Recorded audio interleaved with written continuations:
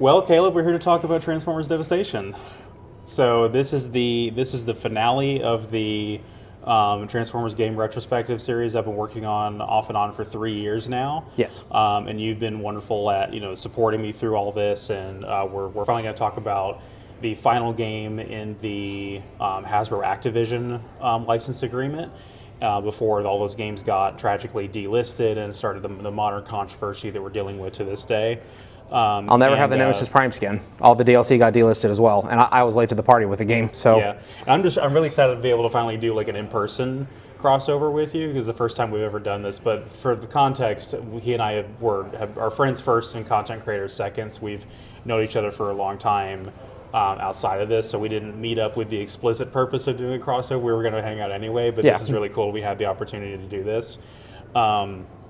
So, this is just going to be an interview that we're going to do talking about the game, and then we will, pieces of this are going to be used in our individual Devastation videos. Yeah, so Devastation is interesting to me because it came pretty quickly after the High Moon Studios games. It was only 3 years after Fall of Cybertron and 1 year after Darkspark. And it was a completely different genre than what we had before that, being a character action game instead of this third person shooter type of game, and it being super faithful to the G1 style instead of being its own interpretation with its own art direction or anything like that. right. So, and I am a big fan of Clover Studios and later Platinum Games that developed it, and so me being told, okay, there's going to be this like G1 faithful character action game made by Platinum Games was like, I couldn't even believe it when they announced that. And so for with Clover Studios, they were a Capcom owned studio, and this was where a lot of the passion projects for Hideki Kamiya came out of. So you have Devil May Cry. yeah, he's the original creator of Devil May Cry, but but Clover Studios, their first series was Beautiful Joe. Yes. And Beautiful Joe is very much this love letter to tokusatsu and to also comic book style stuff as well. So it's this, and I'm not a tokusatsu expert by any means. It's not really my niche nerd hyperfixation like it is for Right. some people, and I don't want to speak on that too much, because I know when people get into that, they get really into it. But those games are really novel. I remember the 5 out of 5s and the high rating scores that Beautiful Joe got back in the day. And I own both of the mainline games in the series. There's also a PSP spin-off for Beautiful Joe, and they are this pseudo 2D, pseudo 3D side-scrolling beat 'em ups, and they're really, really well done. And the bullet time, the speed up and slow down effects, really, really well done. I have a small anecdote about Beautiful Joe 2, where I just have a small vendetta against this game because... Is it because of the demo disc that erased your PS2 memory card? Have we talked about this already? We have not, but I'm well aware of that. Yeah, so that yeah. absolutely did happen to me. Oh, So you poor soul. yeah, and it raced my brother's several 100-hour Gran Turismo 4 Oh, campaign. no. Yeah. So after Beautiful Joe, we got Okami. Yes. And Okami is one of my favorite games of all time. This is actually a passion project for Hideki Kamiya. He was the director of it, and it is this Zelda clone basically that is based off of the Japanese Shinto mythos. So you play as a god that has taken this spirit body form of a dog, of a wolf actually, and you go around and collect all the god powers from all the other gods based off the Chinese zodiac, I want to say. And they all have different powers, and there's this calligraphy element where you can take out your brush and draw on the screen and use your powers in that way. Yes. Beautiful visuals, beautiful music, a good story. I talked about it recently because I recently replayed it with my wife and our friend last year for our regular game night, and had some interesting thoughts about it. But Okami is a classic, and I definitely recommend playing it. And then we have a game called God Hand, which I do own, but I haven't played very much of. But God Hand is this very, very, very absurd, silly 3D beat 'em up on the PS2. Yes. And it has a very niche cult following. and I don't really know that much about it, but after that game, Clover Studios was shut down, and they sort of were reborn as Platinum Games. And Platinum Games was owned by Sega, and they did not have necessarily the platform loyalty that like Clover Studios did, because most of the Clover Studios games were PS2. Right. Whereas the Platinum Games got a chance at other consoles. So they made a game called Mad World, which I don't really know much of anything about. I haven't played it. And then they made Bayonetta. Yes. And Bayonetta is where we really get the Platinum Games style of character action games, and a lot of the elements we would later see in TF Devastation. And because we have a lot of people who worked on Devil May Cry also working on Bayonetta, that's why there's often crossover in like fan art and things of that nature with the two games, in addition to just the similar tone of the games in terms of setting and world building and so on. Yep, they're almost like these mirror parallels of each other, where I would love there to be like a crossover of the two Outside games of, as well. outside of Death Battle. Yeah, outside of, I don't One of my favorite episodes of that show, by the way. what, Dante versus Bayonetta? Oh yeah, it was fantastically done, like the animation wise. Yeah. They would never fight. They would be best friends. Oh, absolutely. But Bayonetta is an awesome game. I have only played it to completion one time, and like most character action games, it is one of those where the more times you play it, the more proficient you get at it, and so your like third or fourth time playing it is going to be much different than your first kind of thing. And shortly after Bayonetta, we got a game called Vanquish. And this is one of my favorite games of all time. Like, this game is in my like top 20, top 15. I've heard you toss the name around a few times, but we haven't talked in depth about it before. So Vanquish is this character action game that is a hybrid of the like 7th gen third person cover shooter style game like Gears of War. Right. But it's very deceptive in that regard, because if you start playing it like a third person cover shooter, you are missing a lot of the mechanics. Like, you want to be like, oh, I'm going to stay behind cover and that kind of thing, but really there's like all kinds of flips and tricks and min-maxing your bullet time and stuff like that to do all kinds of crazy stunts. And so it's absolutely one of those games that rewards multiple playthroughs, and the more you play it, get more proficient at it, the crazier it gets. Yes. And I absolutely love this game. It's bonkers and over the top. It is also this is the love child of Shinji Mikami, who was the director of Resident Evil 4, and later went on to make to create Tango Gameworks, where we got The Evil Within and The Evil Within 2, and later Hi-Fi Rush. Those of you who know that Tango Gameworks was shut down early last year. Oh. And hopefully they will have allegedly they have at the time of recording this, we've been told they're going to have a second chance at life with a new studio. I'm hoping so, because in the Mega Man community, Hi-Fi Rush is one that's been talked about kind of recently. I haven't looked into it too much, but a lot of people say that it does have some like Battle Network aesthetic or Battle Network energy with it. So there is some crossover there. Yeah. So that's kind of like relevant. I haven't played it because it's PS5 and PC exclusive. But if I get a Steam Deck one day, I'll play it. But it's also I recommend.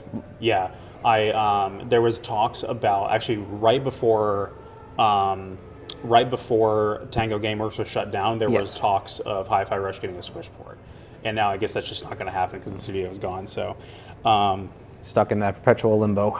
Yeah, but Vanquish, like I said, is one of my absolute favorite games. It was released in 2010. It's been 15 years. It's never got a sequel. But I guess Okami's just now getting yeah, I think Okami's sequel was just announced, and that game came out in 2006. So like, never say never, I guess. But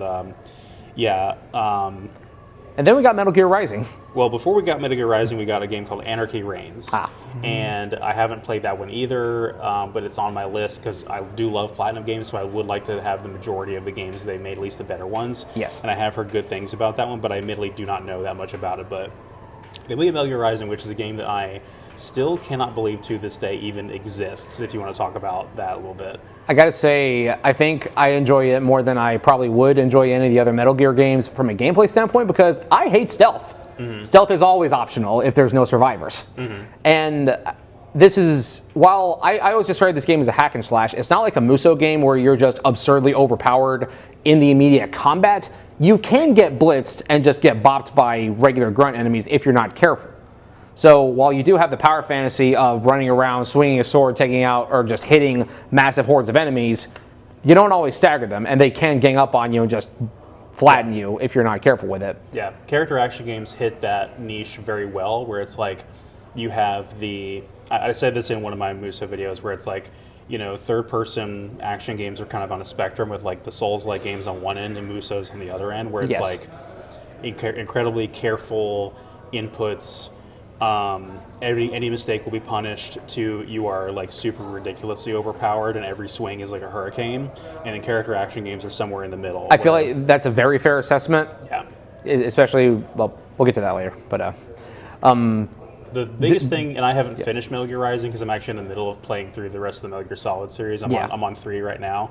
But I do know that Metal Gear Rising has the political and social commentary that the other games do, because aged like a fine wine. Absolutely, and it is one of those things where Kojima did write it, so it is still his same. Even though it's a spin-off game in the series, yes, it is very much his same values and his same sensibilities and his same opinions and beliefs and sense of humor even too. So, oh yes. So then there was a little bit of a dip where, not including TF's Devastation, there was a little bit of a dip where Platinum Games made a couple of other licensed games that weren't as received very well. They made a TMNT game and a Legend of Korra game, and neither of those were received very well at all. Yeah, I think Legend of Korra, wasn't that digital only for the Wii U, and you can't even get it anymore? I'm not sure. That may be true. I'll have to look into that. I know it was on the Wii U almost exclusively, and I'm pretty sure it was digital only, no physical copies. If there were physicals, they were rare. I'll have to double check myself on that one too. Yeah, because if that is true, they're completely lost media then. But because before the Wii U even shut down, they were already delisted. So yeah. Gone. But that was along with TF Devastation, was a series of licensed games they did. I don't know if that was a specific Hasbro Activision contract or whatever, but most of the other Platinum games either were published by Sega or Activision, depending on the IP. And then we had, after that, a Square Enix published Platinum Games game with Nier Automata. Oh. And this game is, I don't want to go too deep into this one because it's an absolute rabbit hole, but as unhinged of a weird auteur that Hideo Kojima is, Yoko Taro is even worse. Because Hideo Kojima will put crazy stuff in games like, hey, wouldn't it be funny if the player has to unplug their controller and put it into the second controller port to beat the boss, or if they have to read the codec number for the character they have to call on the back of the game case. He'll put stuff like that in there. But then Yoko Taro will put stuff in his games like, hey, what if one of the endings of the game requires you to delete your save file? Does it come back later? No. How do you... You have to start the other endings from scratch.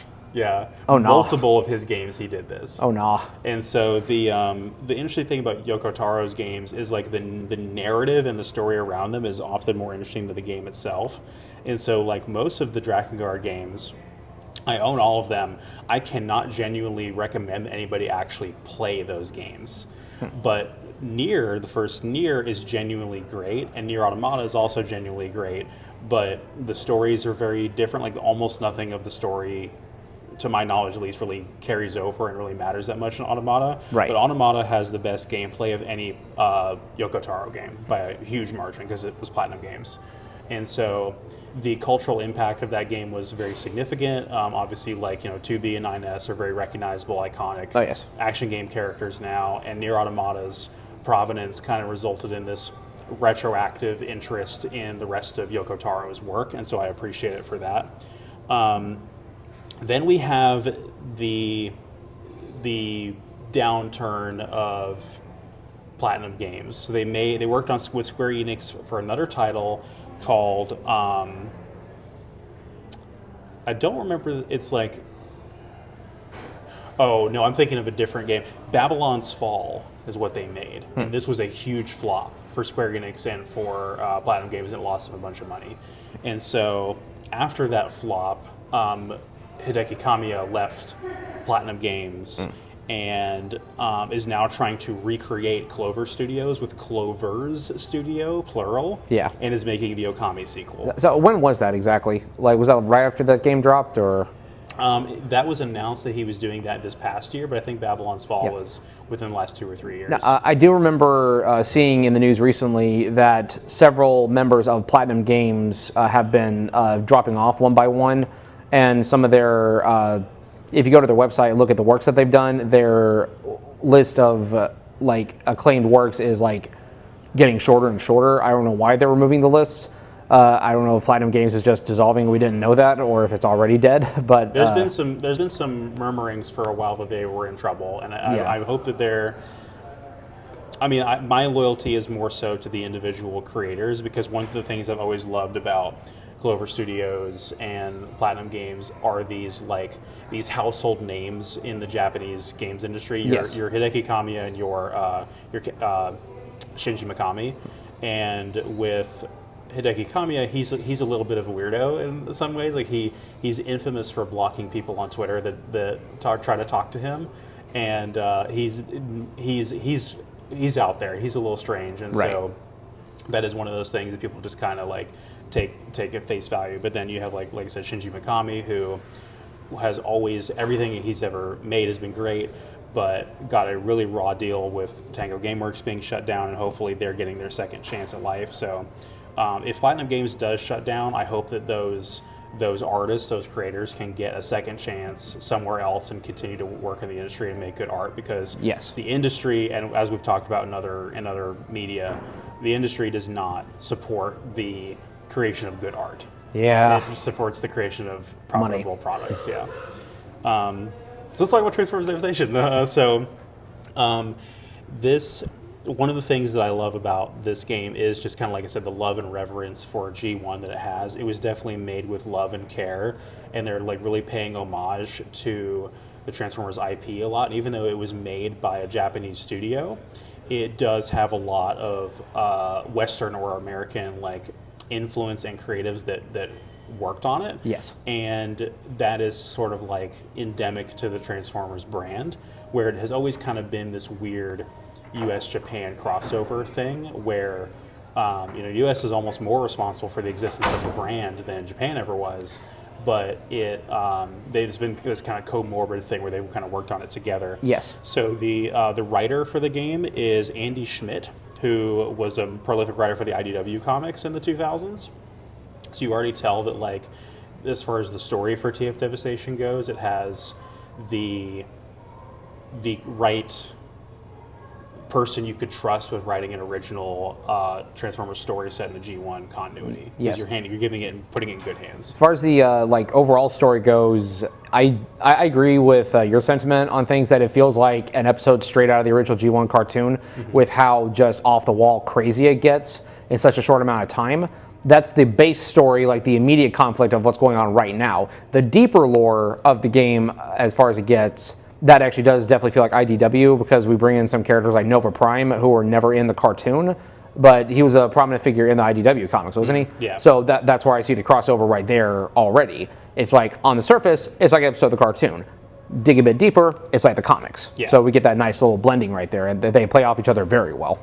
The game is directed by Kenji Saito, who has been with Platinum Games since the Clover days. He was a lead designer in the Beautiful Joe series, and was the director of Metal Gear Rising. And I absolutely see that, because it's been joked on for a long time that this is basically just family-friendly Metal Gear Rising. There is a video series on YouTube. I think the username is Sergeant Captain Gerbil or something like that. And back like 8-9 years ago, they were making like all the boss battle videos from the game, but replacing them with corresponding boss themes from Metal Gear Rising. Like Megatron got Armstrong's theme, the Combiners got Collective Consciousness, and it was really well done. But now that I've actually played both games, I actually played Metal Gear Rising in preparation for this, I absolutely see a lot of the same skeleton from Metal Gear Rising put in Transformers, because some of the animations are ripped straight from Metal Gear Rising. Especially when you get the characters that dual wield swords. It's exactly Sundowner during Phase 1 when he's dual wielding. You see like the exact same movements. I remember picked up Sideswipe the first time because his default is the dual wielding, and I was like, wait a minute, I've seen this before. And then real quick before I forget on the cast, the voice performers as well. There's many different G1 performers that came back. So obviously you have your Peter Cullen Prime and your Frank Frank Welker as Welker's Megatron. But even outside of that, you have Sideswipe came back, the original actor that played him. and so did some of the Constructicons. Yes. And I think maybe Wheeljack, maybe. I'll have to double check on that Yeah, one. because some of those people are either retired or have passed away. Unfortunately. Obviously, you're not going to get Chris Latta, Starscream, obviously, because he passed away in the early 90s. Scatman Crothers. I don't know if Jazz was even in the game. I think he might have been like a background character. But of course, he passed away in '86, like right after the movie came out. Oh yeah. So and then Ultra Magnus is not in the game, but why am I blanking on his name? Robert Stack. Yeah, Robert Stack passed away in 2003. Right. Yeah. So Movie voice. They got someone different for the actual series, Yeah. but that's budget. Frank Welker again, probably. Like if you need somebody to do a background voice on the show, it's just it's always Frank do Welker. it, Frank yeah. Welker is everybody. Yeah. So, so kind of talk about the gameplay a little bit. Yes. Lots of people, especially your more hardcore character action game fans, call TF Devastation like too easy or too handholdy. I don't necessarily agree with that. But I think here's the thing that they hyper focus on, and then is that it has the witch time from Bayonetta, which is like if you do a perfect dodge, it goes into slow mo, and Yes. that is a really, really powerful move. But it's also like it takes a lot of skill and a lot of practice to be able to pull that off regularly. So it is the kind of thing, if your first time through the game is going to be more challenging than your subsequent runs. And something that I have a little bit of an issue with when it comes to the progression of those types of character action games is you look at Devil May Cry, you look at Bayonetta, you look at this game, it rewards you more for proficient gameplay because you get more of the score points that you can put into unlocking new skills if Yes. you get a better rating or do better. And so if you're doing poorly, you are not able to unlock more skills, more things to do.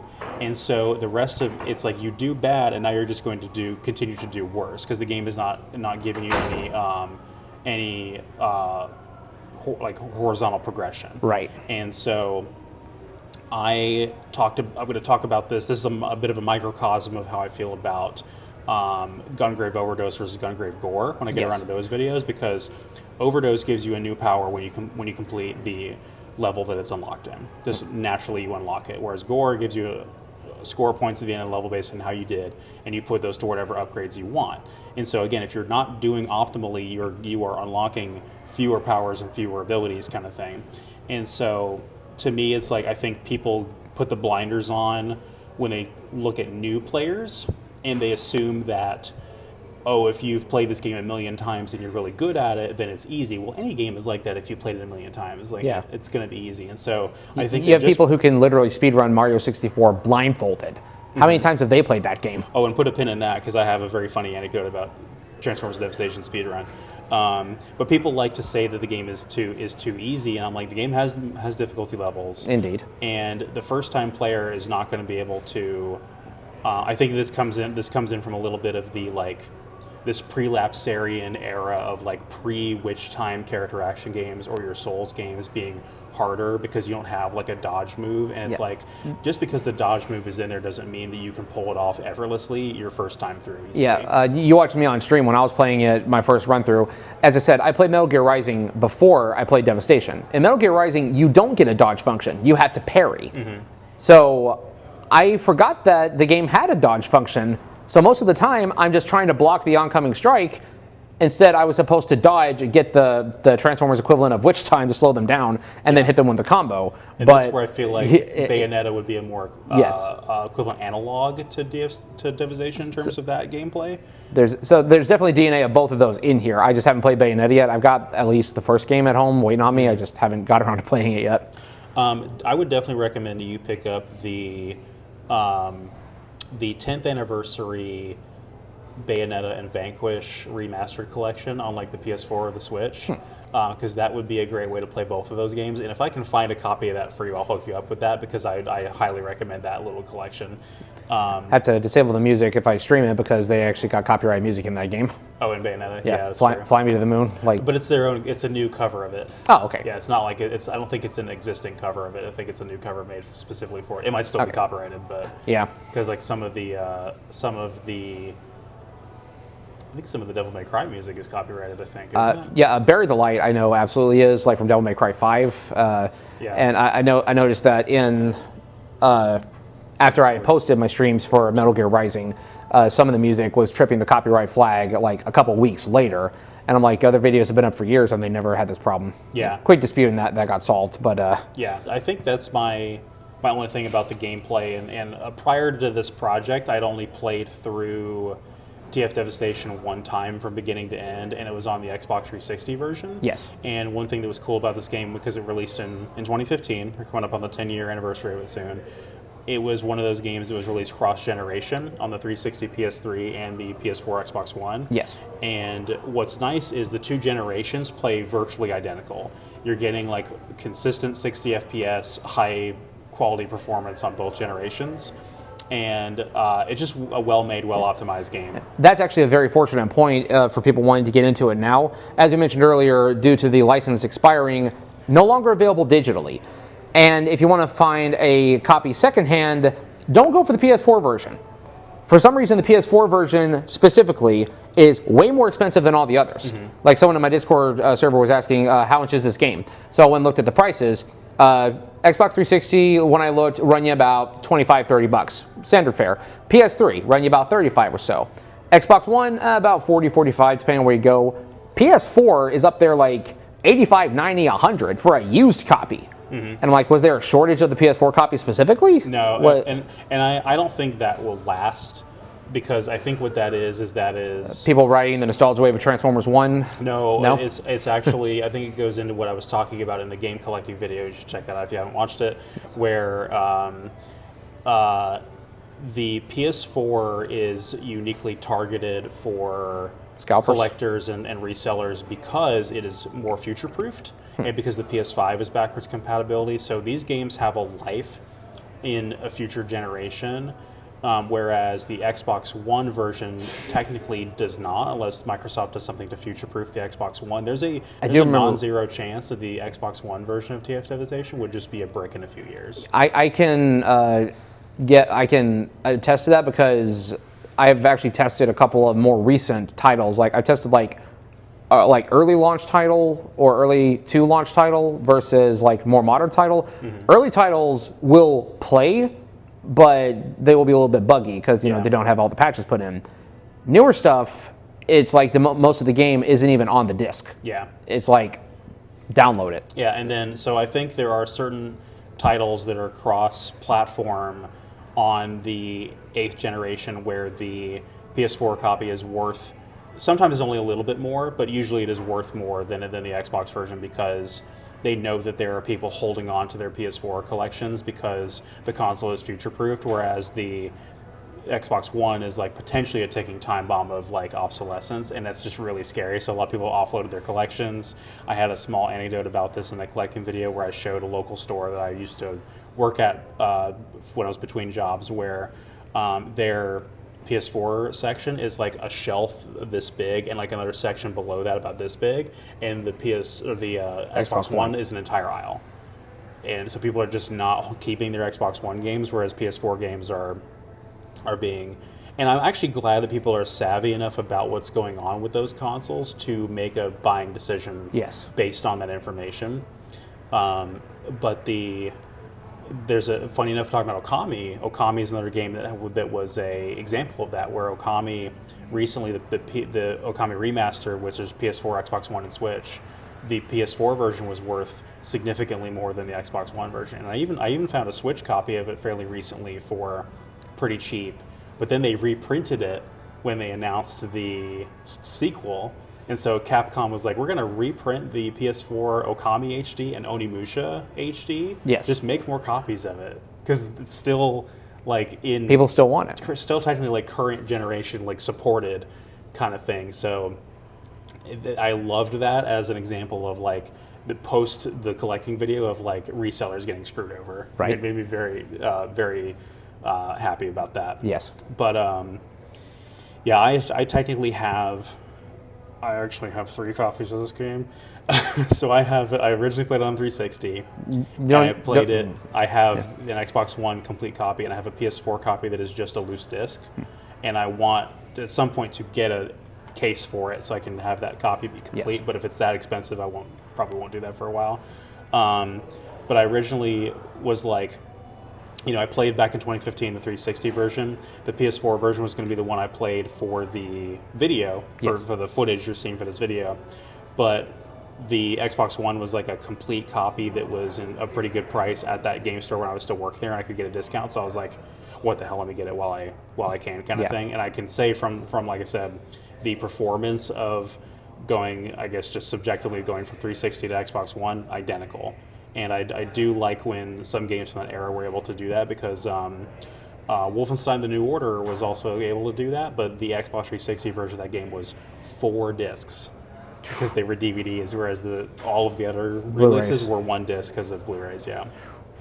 What else? So do you want to talk about like the presentation of the game?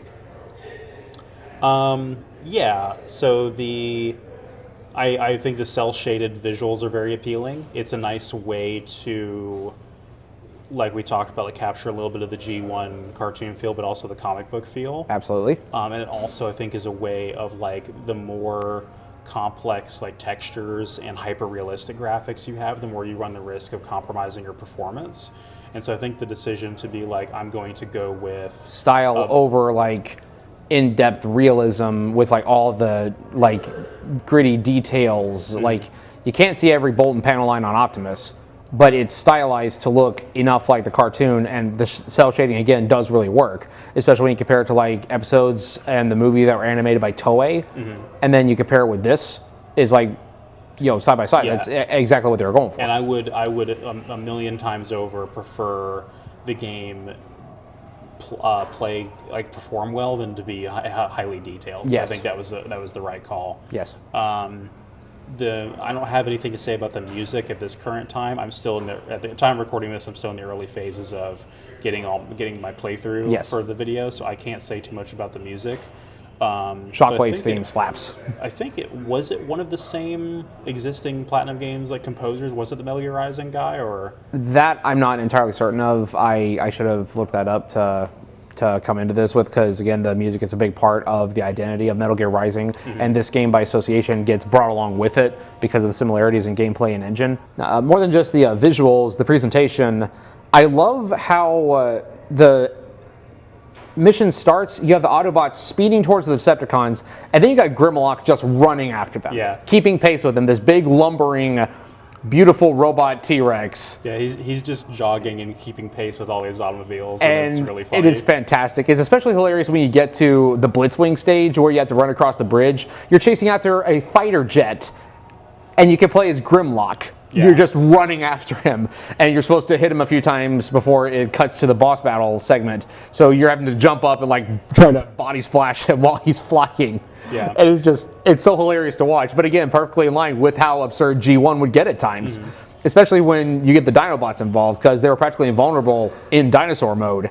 So Grimlock just body slamming everything and just breathing fire on everything just absolutely works. Yeah, and I again, I never would have assumed in a million years, if you had asked me like around the time like Fall of Cybertron was around, that we'd be getting a Platinum Games character action game for this brand. Right. But because it exists, I actually think it works extremely well, because the kind of absurdity and over the top that these Platinum Games character action games are known for works really well with a brand that is also known for being pretty silly. Yes. And pretty over the top and absurd at times. Casually just drive from North America to Kenya. Just drive across the water. Yeah. Don't even worry about how far away that is or how many continents it's across.